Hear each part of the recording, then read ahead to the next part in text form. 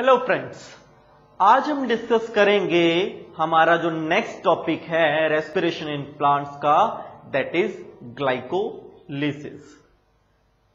Glycolysis को इसका pathway study करने से पहले सबसे पहले हमें यह पता होना चाहिए कि ग्लाइकोलिसिस क्या है, ये कहां से आया है और कौन इनका इन्वेंटरी साइंटिस्ट है। राइट, ग्लाइकोलिसिस का ये दो वर्ड से बना हुआ है। फर्स्ट इज अ ग्लाइकोज और सेकंड वर्ड है लिसिस। ग्लाइकोज सीधा सा मतलब है ग्लूकोज, या फिर आप इसको कह सकते हैं शुगर। इसका मतलब होता है शुगर। लिसिस का मतलब होता है स्प्लिटिंग या फिर ब्रेकेज।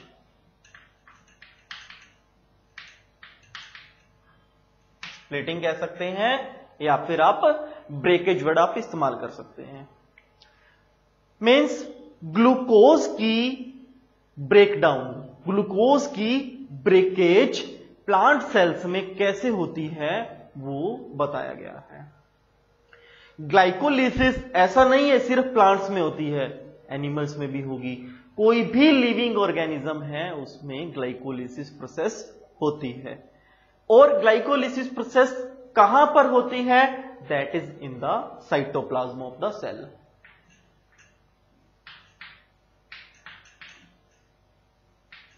कहां होती है?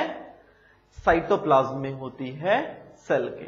राइट, इनके इन्वेंटरी साइंटिस्ट कौन है?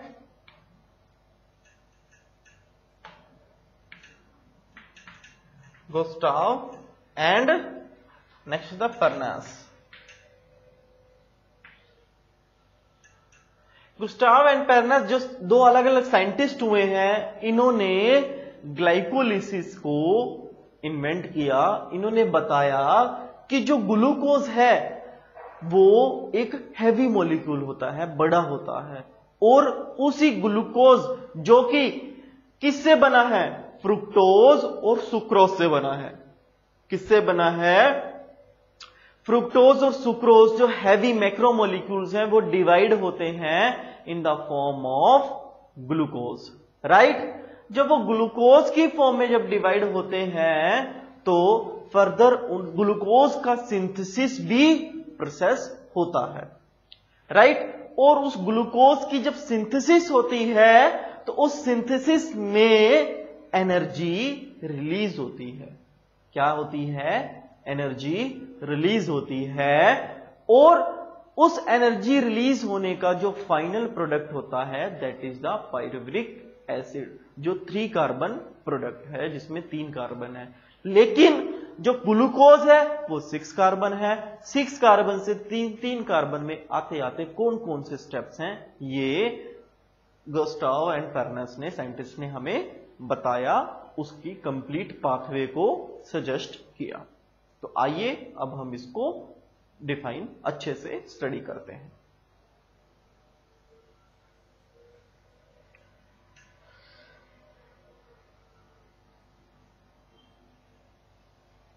देखिए, सबसे पहले जो कार्बोहाइड्रेट होता है, कार्बोहाइड्रेट मैंने आपको इंट्रोडक्शनरी पार्ट में आपको बताया था किस किस फॉर्म में अवेलेबल होता है। That is in the form of glucose, that is in the form of fructose, sucrose, starch. ये सभी कार्बोहाइड्रेट के डिफर फॉर्म्स हैं। राइट, लेकिन प्लांट्स के केस में 2 टाइप्स का होता है। पहला, it is in the form of fructose, दूसरा सुक्रोज। कौन कौन सी फॉर्म होती है? फ्रुक्टोज और सुक्रोज। फ्रुक्टोज और sucrose during the photosynthesis process divide हो जाते हैं in the form of glucose. किस फॉर्म में हो जाते हैं डिवाइड? ग्लूकोज की फॉर्म में होते हैं। और आइए अब सीखते हैं ग्लूकोज से आगे क्या रिएक्शन होता है। जो ग्लूकोज से 6 कार्बन जो मॉलिक्यूल है, ग्लूकोज कितने कार्बन मॉलिक्यूल है? 6 कार्बन।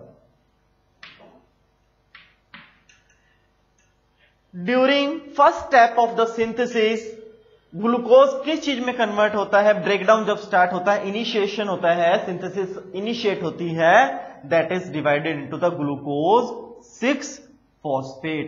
ये अगेन 6 कार्बन है, यहां पर फॉस्फेट ऐड हो जाता है और एटीपी से एडीपी सिंथेसिस होता है, राइट। ग्लूकोज 6 फॉस्फेट से जब फर्दर प्रोसेस होती है तो सेम एटीपी से एडीपी आएगा, तो कन्वर्जन किसमें होती है? फ्रुक्टोज 1,6 बिस फॉस्फेट में। फ्रुक्टोज क्या है? ये भी शुगर की एक फॉर्म है। 1,6 यानी पहली और 6 पोजीशन पे दो जगह बिस फॉस्फेट ग्रुप कौन सी पोजीशन पे लगा है? पहली और 6 पोजीशन पे फॉस्फेट ग्रुप लगा है। उसके बाद फिर सिंथेसिस जब स्टार्ट होती है, that is the triose phosphate, means 3 molecules of phosphate वहां पर आ जाते हैं। तो NADPH NADH प्लस NADH में कन्वर्जन होता है। जब ये कन्वर्जन ये इनिशिएट करेगा तो किसमें कन्वर्ट होगा? 1,3 पहली और तीसरी पोजीशन में बिस फॉस्फेट फॉस्फोग्लिसरिक एसिड में कन्वर्जन हो जाएगा, जो कि ग्लिसरिक एसिड क्या है? 3 कार्बन मॉलिक्यूल है। तो पहली और तीसरी पोजीशन पे क्या है? फॉस्फेट ग्रुप लगा हुआ है, राइट।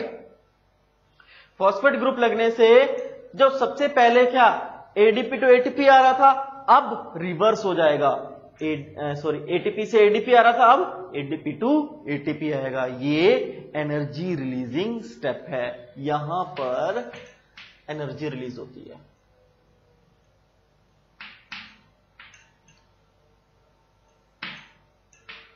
क्या रिलीज होता है? एनर्जी।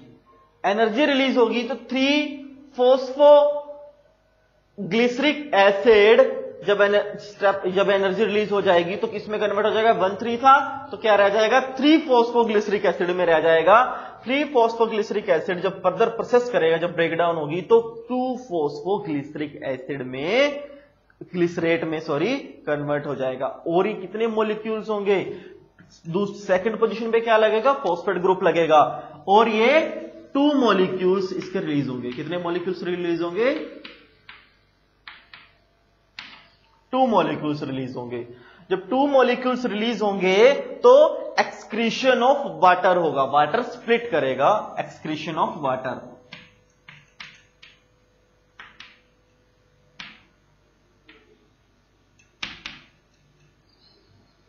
क्या हो जाएगा?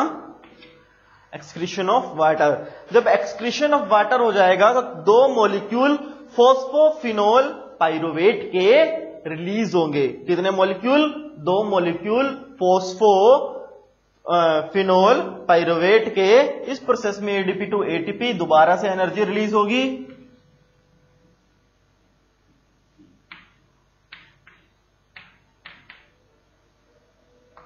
जब एनर्जी रिलीज होगी तो फाइनल प्रोडक्ट क्या रहेगा? 2 मॉलिक्यूल्स ऑफ पाइरुविक एसिड, जो कि 3 कार्बनिस फाइनल प्रोडक्ट है ग्लाइकोलाइसिस का। आइए दोबारा से इसको फटाफट से सीखते हैं कि ग्लूकोज का जो 6 कार्बन है डिवाइड इनिशिएशन, जब सिंथेसिस इनिशिएट होगी, इनिशिएशन होने की वजह से क्या होगा? ग्लूकोज 6 फॉस्फेट में आएगा जो 6 कार्बन है। फिर एटीपी टू एडीपी रहेगा, फ्रुक्टोज 1,6 बिस फॉस्फेट रहेगा। फिर जब सिंथेसिस होगी ट्राइओज फॉस्फेट में NADH NADPH 1,3 bis phosphate glyceric acid, that is the 3 कार्बोनिस। और इसके बाद जब 1,3 बिस फॉस्फोग्लिसरिक एसिड जब कन्वर्ट हो जाएगा, 3 कार्बन मॉलिक्यूल आ जाएगा, तब एनर्जी का रिलीज होना शुरू हो जाएगा। यहां पर एनर्जी का यानी first, second, third, fourth, fifth step में एनर्जी रिलीज होती है। ठीक है, तो 3 फॉस्फोग्लिसरिक एसिड में कन्वर्ट होगा। 3 फॉस्फोग्लिसरिक एसिड किस में कन्वर्ट होगा? 2 फॉस्फोग्लिसरेट में, जो 2 मॉलिक्यूल्स है HO2 रिलीज होगा, एक्सक्रीशन ऑफ वाटर होगा। यहां पर जब एक्सक्रीशन ऑफ वाटर होगा तो फॉस्फोफिनोल पाइरुवेट रहेगा और 2 पायरुविक एसिड 3 कार्बोनिस मॉलिक्यूल्स में डिवाइड हो जाएगा। Right, so this is the whole process of the glycolysis. अब यहां पर मॉलिक्यूल तो आ गया 2 पायरुविक एसिड। अब 2 पायरुविक एसिड हमारे नेक्स्ट टॉपिक से रिलेट करता है, दैट इज फर्मेंटेशन। फर्मेंटेशन क्या है? एक एनारोबिक प्रोसेस है और directly related to the yeast और फंगस से रिलेट करता है, जो कि प्लांट्स में होती है, राइट। और उसका जो फाइनल प्रोडक्ट है दैट इज द इथेनॉल और कार्बन डाइऑक्साइड रिलीज होती है। क्या रिलीज होती है? इथेनॉल और कार्बन डाइऑक्साइड। और इथेनॉल कार्बन डाइऑक्साइड के एक साथ एक एसिड और रिलीज होता है, that is the lactic acid. तो फर्मेंटेशन प्रोसेस में ये टोटल प्रोसेस सेम रहेगी। ये टोटल अब यहां पर अब मैं नेक्स्ट बता रहा हूं आपको फर्मेंटेशन। ये पायरुविक एसिड तक तो सेम प्रोसेस रहेगी जो ग्लाइकोलिसिस की होती है, राइट। अब मैं इसको पायरुविक एसिड से आगे लिख रहा हूं, इसको एक बार मैं रिलीज कर रहा हूं।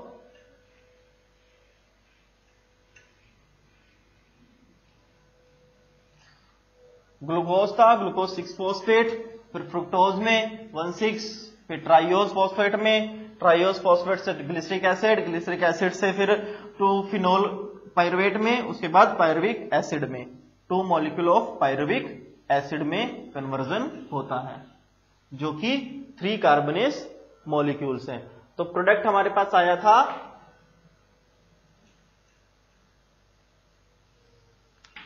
3 कार्बन का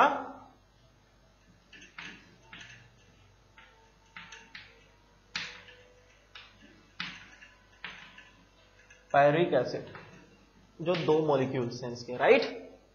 अब ये प्रोसेस कर रहा हूं लोगों को फर्मेंटेशन।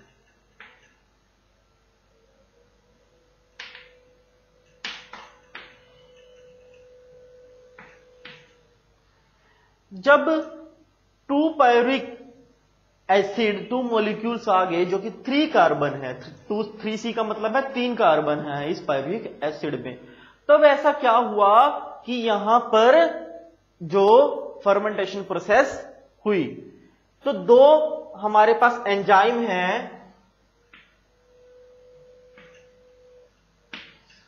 देखिए, एंजाइम का नाम लिखने से पहले मैं आपको बता देता हूं एंजाइम करते क्या है। एंजाइम क्या होते हैं कि एक तरह के प्रोटीनिस मॉलिक्यूल्स ही होते हैं, अपने आप में प्रोटीन ही होते हैं, जो कि किसी भी रिएक्शन को एनहांस करते हैं, एज ए कैटालिस्ट वर्क करते हैं, किसी रिएक्शन को बढ़ाते हैं, उसकी मतलब स्पीड को तेज कर देते हैं, right.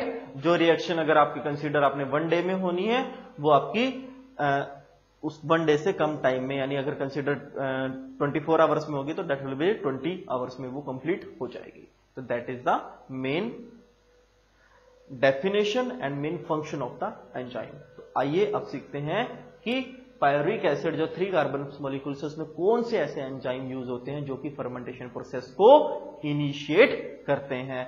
That is the D carboxylase.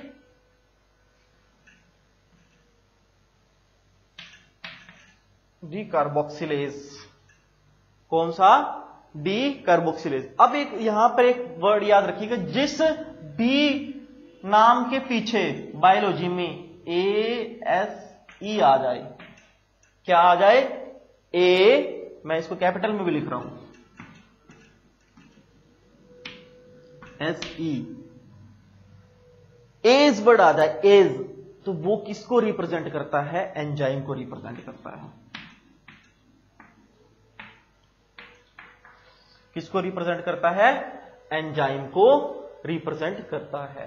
तो नेक्स्ट एंजाइम है डिहाइड्रोजिनेज।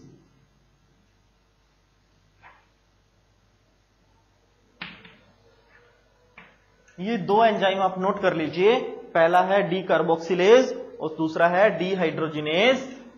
ये 2 एंजाइम हैं जो कि फर्मेंटेशन प्रोसेस को क्या करते हैं? इनिशिएट करते हैं, राइट। मैं अभी यहां पर इसको इरेज कर रहा हूं। अब लिखते हैं पायरुविक एसिड जब आया, पायरुविक एसिड से यहां से लिख देते हैं इस तरह से, 2 प्रोडक्ट रिलीज होते हैं, राइट। दो प्रोडक्ट कौन कौन से रिलीज होते हैं, जरा इसको देखिए। पहला तो होता है lactic acid,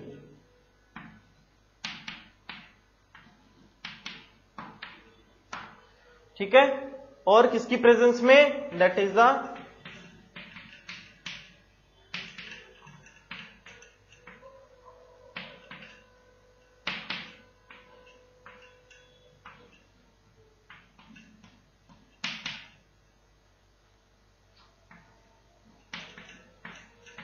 NADPH sorry,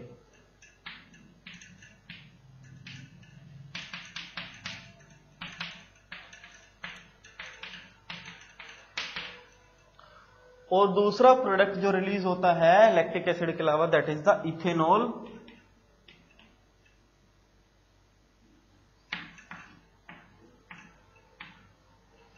plus carbon dioxide, that is the fermentation process.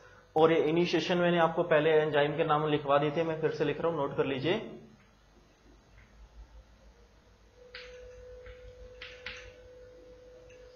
डिकार्बोक्सिलेज,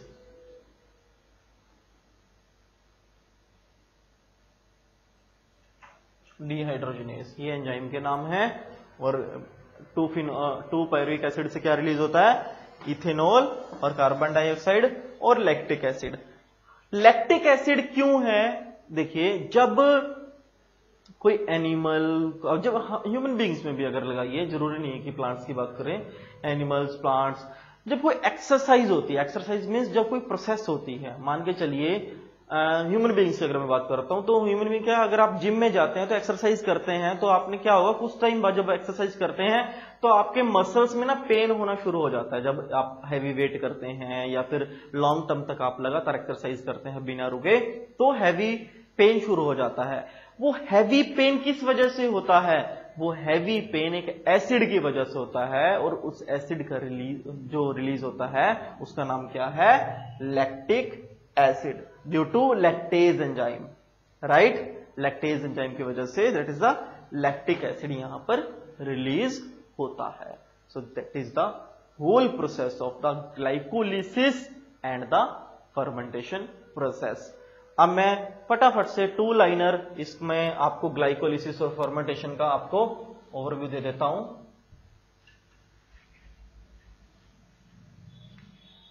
because of that जो ग्लाइकोलिसिस और फर्मेंटेशन प्रोसेस है, ये आपके एग्जाम के पॉइंट ऑफ व्यू से मोस्ट इंपॉर्टेंट है, इसलिए मैं आपको यहां पर 2 मिनट के लिए रिवाइज करवा रहा हूं। ग्लाइकोलिसिस का फाइनल प्रोडक्ट आपको पता होना चाहिए, that is the 2-पायरुविक acid.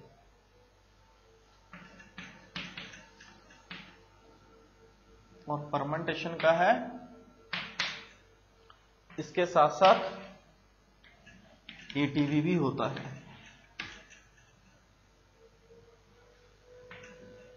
Fermentation के 2 प्रोडक्ट हैं,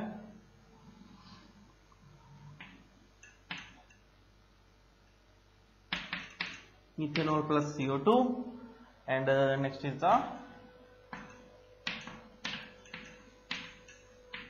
लैक्टिक एसिड।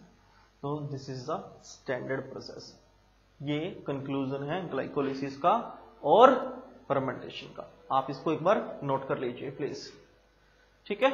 तो that is the whole conclusion of the glycolysis and fermentation process. इसी के साथ आपका ये दोनों टॉपिक यहीं पर फिनिश होते हैं, राइट।